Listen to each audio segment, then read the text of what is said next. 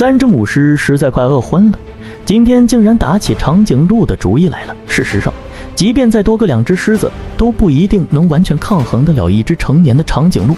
今天长颈鹿其实心情还挺好的，想好久没练马拉松，刚好今天有3只小短腿陪练，那我就勉为其难陪陪他们。于是跑住，狮子们只能望洋兴叹，只恨自己为何是小短腿。哎呦我的妈！